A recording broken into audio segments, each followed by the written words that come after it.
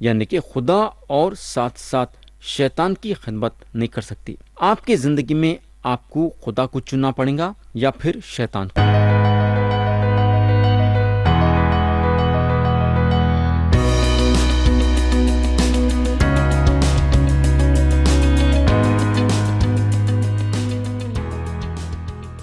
مسیح کے نام سے السلام علیکم پیارے بھائی بہن، آپ لوگوں کو یاد ہوگا کہ گئے وقت ہم افسیوں کے نام پولس رسول کا خط باب 2 اور اس کی آیت 1 سے 3 تک غور کرے تھے، مگر میں پھر سے آیت 3 پہ آپ کا توجہ چاہوں گا۔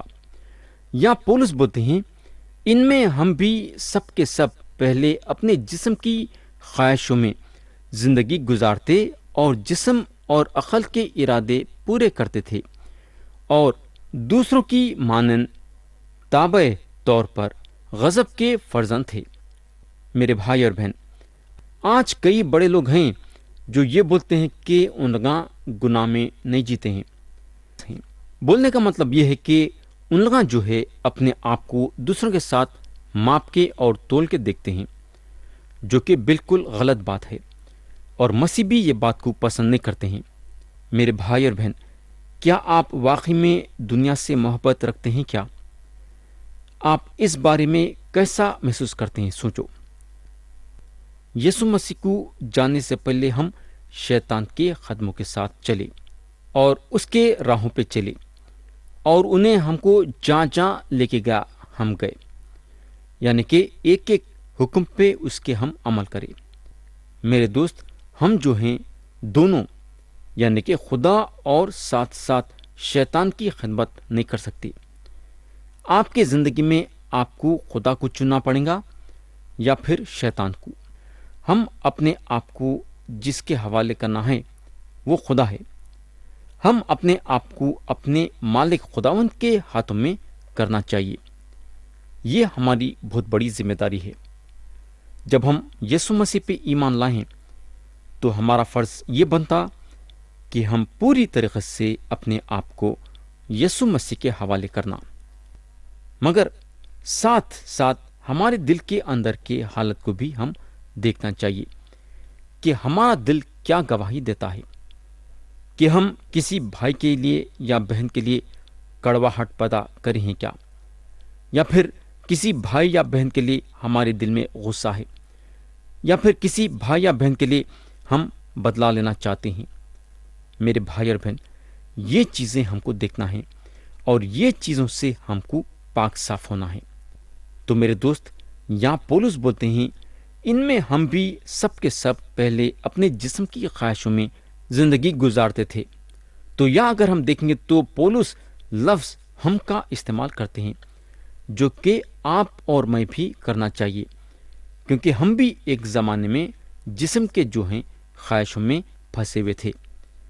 تو پولس بولتے ہیں، ان میں ہم بھی سب کے سب پہلے اپنے جسم کی خواہشوں میں زندگی گزارتے اور جسم اور عقل کے ارادے پورے کرتے تھے اور دوسروں کی مانند تابع طور پر غضب کے فرزند تھے۔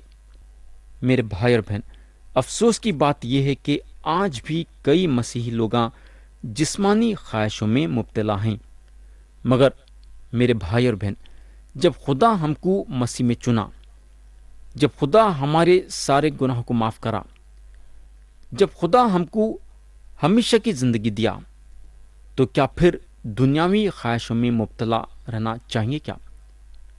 کیا جسم کے خواہشوں میں جینے کے لیے زندگی گزارنا چاہیے؟ کیا ایسا نہیں ہو سکتا۔ میرے دوست، خدا ہم سے ایک پاک اور بے عیب زندگی چاہتا ہے، مگر جیسا میں ابھی بتایا ہوں کہ کئی مسیحی لوگ جسمانی خواہشوں میں مبتلا ہیں، جسمانی خواہشوں کو پسند کرتے ہیں اور جسمانی خواہشوں کے ساتھ چلنا چاہتے ہیں، یعنی کہ مسیح میں بھی زندگی گزارنا چاہتے ہیں اور جسمانی طور سے بھی زندگی گزارنا چاہتے ہیں، جو کہ نہیں ہو سکتا۔ اگر جسمانی خواہشوں میں مبتلا نہیں بھی رہیں گے تو ایمان میں ٹھنڈے پڑیں گے، یعنی کہ ٹھنڈے پڑے ہوئے رہیں گے، خدا کے بارے میں بات کرنا نہیں چاہتے۔ تو آج اگر ہم دیکھیں گے تو یہ دنیا میں کئی لوگ ہیں جن کا ایمان یسوع مسیح میں ہے مگر ایمان میں ٹھنڈے پڑے ہوئے ہیں، مسیح سے کوئی خاص دلچسپی نہیں ہے، تھوڑی بہت بائبل پڑھ لیتے ہوں گے، تھوڑا بہت دعا کر لیتے ہوں گے، مگر جہاں تک یسوع مسیح کے بارے میں بات کرنے کی بات پیدا ہوتی ہے تو اپنا منہ کھولنا نہیں چاہتے، نہ تو ان کے دل میں یہ دلچسپی پیدا ہوتی ہے کہ مسیح کے بارے میں بات کرے۔ میرے دوست، اگر آپ ان میں سے ایک ہیں جو مسیح کے بارے میں بات کرنا نہیں چاہتے ہیں تو کیا خدا آپ سے یہ امید رکھتا ہے کیا؟ سوچو تھوڑی دیر کے لیے۔ خدا چاہتا ہے کہ آپ مسیح کے بارے میں بات کریں۔ اگر آپ ہر چیز کے بارے میں ذکر کر رہے ہیں اور مسیح کے بارے میں ذکر نہیں کر رہے ہیں تو آپ کے زندگی میں کہیں نہ تو کہیں خرابی ہے، اور یہ چیز آپ کو جانچنا ہے۔ میرے دوست، آپ اس بات کا خیال رکھنا بہت ہی ضروری ہے کہ آپ کو مسیح کا نام لینا ہے۔ اب ہم آیت 4 سے 6 پڑھیں گے۔ یہاں پولس بولتے ہیں، مگر خدا نے اپنے رحم کی دولت سے اس بڑی محبت کے سبب جو اس نے ہم سے کی، جب خسروں کے سبب مردہ ہی تھے تو ہم کو مسیح کے ساتھ زندہ کیا۔ تم کو فضل ہی سے نجات ملی ہے اور مسیح یسوع میں شامل کر کے اس کے ساتھ جلایا اور آسمانی مقاموں پر اس کے ساتھ بٹھایا۔ پیارے بھائی بہن، یہ کتنی زبردست بات ہے جہاں پولس بولتے ہیں، مگر خدا نے اپنے رحم کی دولت سے اس بڑی محبت کے سبب جو اس نے ہم سے کی۔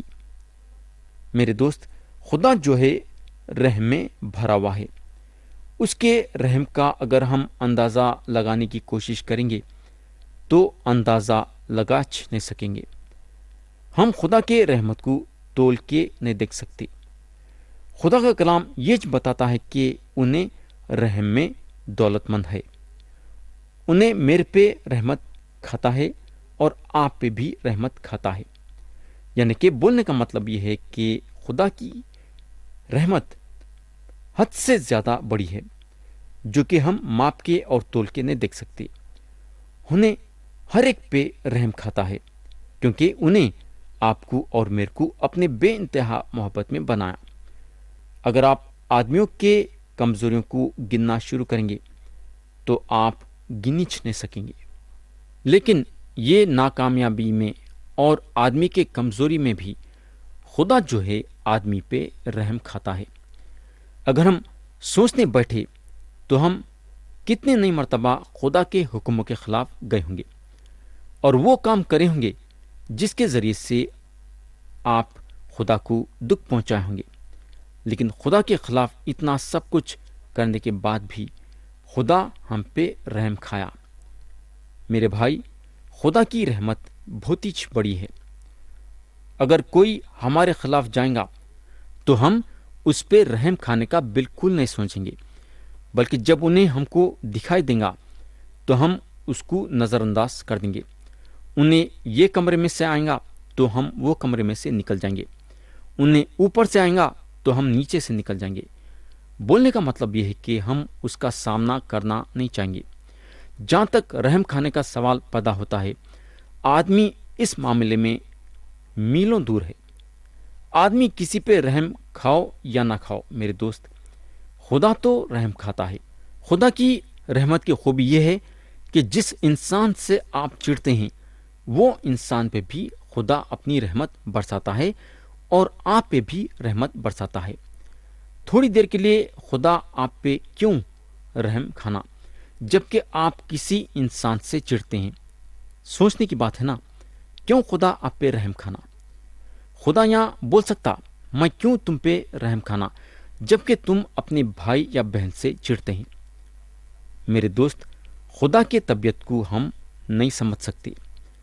آپ کسی انسان سے چڑھو یا نہ چڑھو، آپ کسی انسان سے جلو یا نہ جلو، خدا اتنا بڑا ہے کہ اس کی رحمت آپ کے ساتھ بھی ہے، اور جس انسان سے آپ چڑھتے ہیں خدا کی رحمت اس کے ساتھ بھی ہے۔